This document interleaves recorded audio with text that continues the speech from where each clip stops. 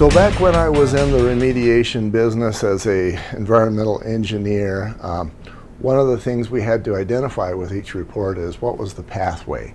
Now there are different pathways into the body, but there's three primary ones.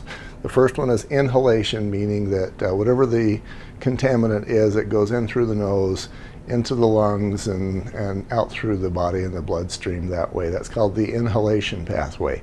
Then you have the ingestion pathway, and then you have skin absorption, dermal absorption. And in this case, lead is, can be breathed in to a certain extent into the lungs if you have dusts, but the vast majority of the contamination is going to happen from children that are eating something. And maybe they're rolling their balls in lead-based paint, and then they're eating the balls or licking the balls or that sort of thing. And that's the pathway for the children to be getting that sort of stuff into their system. By contrast, I'd mentioned mothers. If a mother has a lot of lead in her system, there's going to be fertility and digestive issues. And so, then the question becomes, well, how is the mother ingesting that lead? And that becomes a little bit more difficult because the mother obviously isn't going to be rolling balls, she's not going to be eating dirt, she's not going to be doing a lot of those things. So it has to be another pathway, or not another pathway because it's all ingestive, but another manner for that lead to get into her system. And we're going to talk about some of the manners that that lead can find its way into even an adult. I'd mentioned you can have dust in the lungs. I understand that using lead-based pots and pans does actually cause the food to taste better, but apparently it had some side effects that aren't very good. Then you have what I consider to be, for those of us that are living in the year 2000 and some change, probably, and especially for children, the greatest pathway is eating, like I say, eating dirt or eating something that has lead on it. And I have a couple of stories that illustrate that.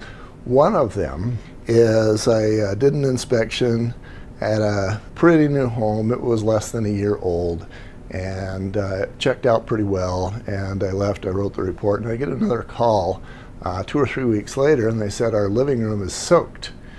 And they thought I'd totally screwed up, and I couldn't figure out what had happened because, So I made the courtesy return, and I went into their home, and sure enough, that living room was soaked. And this is a brand new home, so the roof didn't leak, the sprinklers weren't hitting the house. The entire living room, pretty much half of it, was very wet, to the point that as I was crawling around trying to find the source, I was getting my hands wet, I was getting my elbows wet, I was getting my knees wet. And what I noticed at first is that the carpet was more wet than the pad, and the pad was more wet than the slab, because we didn't have a basement, we had a slab.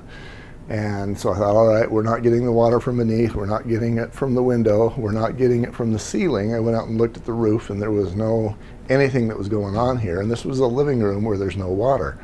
This was actually where a bunch of children were being cared for. It was kind of a daycare of sorts. I don't know if it was licensed, but we had a half dozen kids there.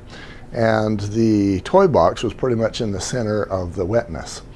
So I started looking around for other sources of water, and then I noticed this puppy. And it was one of those 5-pound yapper types. And I said, how long have you had that dog? And they said, well, it only comes here occasionally. As I was leaving, at this point I'm suspecting that the wetness is urine, and I went to go get a black light so that I could see if it was urine, and while I was gone, they called me up and says, it's the dog. So, the gross thing is that we actually did have children rolling balls and sitting down and playing and having blocks and toys that they were chewing, and that was dog urine. And it turns out the dog was peeing on the carpet to try and cover the cat pee that was there with the previous occupants. Disgusting. But this is the pathway for children to get that sort of contamination into their system.